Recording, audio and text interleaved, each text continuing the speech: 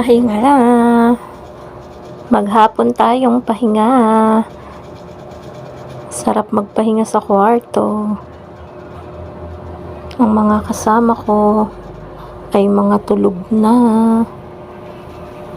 Tulog na sila kanina pa. Merry Christmas, everyone.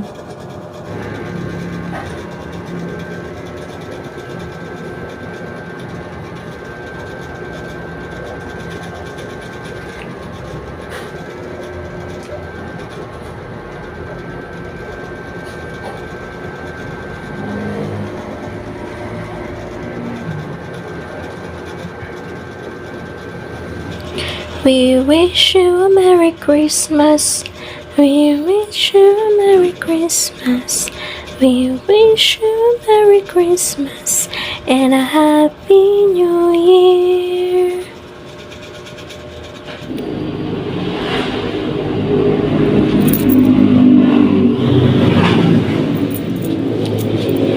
Hello mga kasari, good morning. December 26, 2025 today. So, madilim pa, guys. So, sinalubong ako ni Bebang. Magbubukas na tayo ng tindahan. So, mamaya tayo guys magchichika-chika. Yan. Pag-open natin ng tindahan. So, inagahan ko dahil kahapon is close tayo. Ayan po mga kasari, nakapag-open na po tayo ng ating tindahan. Ngayon tayo babawi dahil 'di ba nasabi ko kanina guys na maghapon tayong sarado kahapon. So bakit nga ba mga kasari naisipan kong magsara ng Pasko? Hindi ba ako nang hinayang sa kikitain ko or magiging benta ko? Hello mga kasari, magandang umaga. So tayo ay magchichikahan lang habang medyo madilim pa. So, ngayon guys is Friday, December 26. So, bakit nga ba ako sarado kahapon, mismong araw ng Kapaskuhan? So, naisipan ko matagal na to mga kasari para naman tayo bilang isang tindera ay makapahinga. Naisipan ko na magsara talaga ng Pasko. At matagal ko na nga actually inaantay na magpasko. Gusto kong maranasan na humilata, yung matagal na kahiga. Ang sarap pala sa feeling guys yung makapagpahinga ka na walang iniisip na tindahan, 'di ba? Although mahal naman natin ang ating sari-sari store, pero ang sarap din palang magpahinga. Yung iisipin mo na kinabukasan ay hindi ka magbubukas ng tindahan.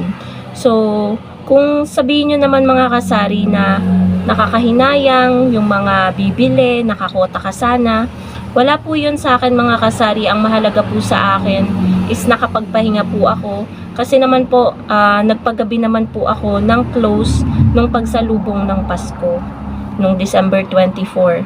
Simula umaga hanggang alas 5 ng umaga, hanggang mag-aalas 10 ng gabi ako guys, open noon. At tingin ko naman nakakota naman tayo nung December 24.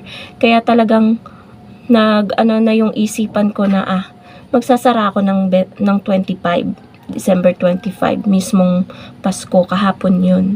So, ayun. Kanya-kanya naman tayo mga kasari ng At ayan guys, meron lang bumili. Ayan, 'di ba?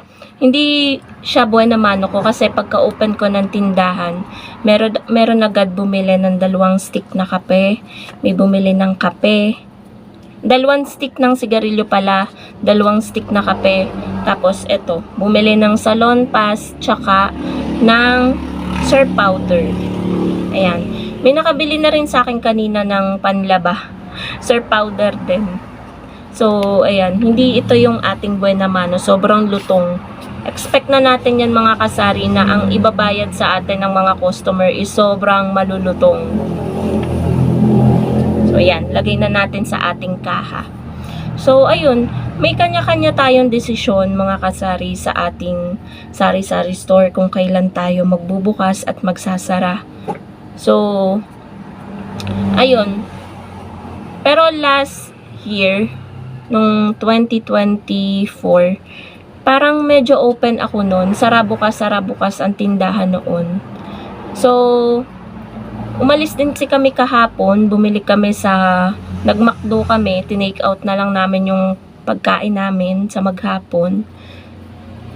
Tapos, marami din akong mga tindahan na nakita sa daan. Mga nadaanan namin na sarado, meron din namang bukas. So, kanya-kanya talaga ng trip yan kung magbubukas or sara ng Pasko. Pasko.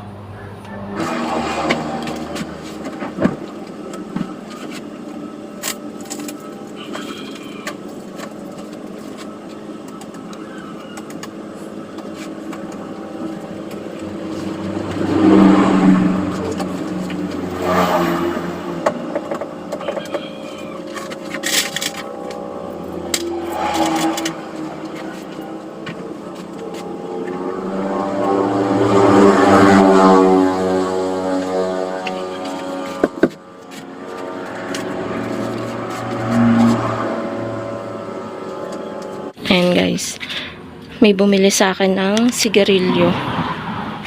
Ayan, ang sukli niya. So, hindi pa kinukuha. Kapatid ko guys, nandyan kina mother.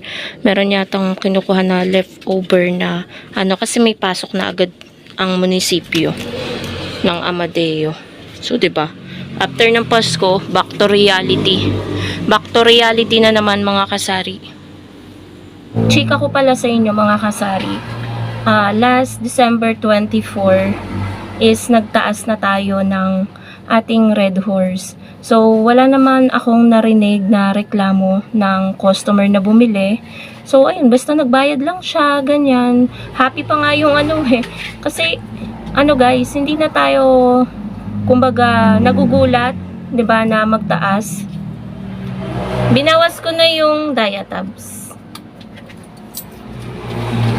Bebang, sirain mo yung huwag mo sirain yung higaan mo. Oh, higa na. Papakita kita sa vlog. Dali, alika. Here, J Bebang! Hi! So, ayun. Hindi na nagtataka ang mga customer kung magtataas man ang Red Horse. So, nagtaas na ako guys. Pero, hindi naman ganun kadami yung bumili ng Red Horse nung December 24. Pero kahit ganun, nasabi ko nga kay partner na parang iba yung Pasko ngayon. Parang hindi ganun katao, hindi ganun kalaki ang benta. Pero kahit papano, meron at meron pa ring benta. Be thankful pa rin. So, ayun guys. Talagang kung magsasara ka ng tindahan, ako guys talaga, sa totoo lang, kahapon lang talaga ako nagsara ng tindahan na maghapon. Totally maghapon talaga. Pero meron pa rin naman tayong, may mga nagpapa-Gcash pa rin, nagchat-chat, ganyan. So kahit papano, may kita pa rin tayo sa Gcash. Maliit nga lang. Ngayon talaga tayo babawi kasi parang alam ko ngayon yata is may sabong. So sana maraming magpa-Gcash. So, yun naman ang lagi nating hinihiling kay Lord na laging may magpa-Gcash ng malaki kasi alam niya naman mga kasari na ang Gcash ang pinaka number 1 na inaasahan natin pagdating sa mga bayarin natin. So, ayun guys, yan lang ang chika ko sa inyo. Huwag kayong mag-alala kung nakakota ba ako or hindi. Kasi matagal ko nang pinaghandaan at pinag-isipan na magsasara talaga ako ng Pasko. So, yun lamang mga kasari. Thank you so much for watching and Merry Christmas po sa inyong lahat. Bye!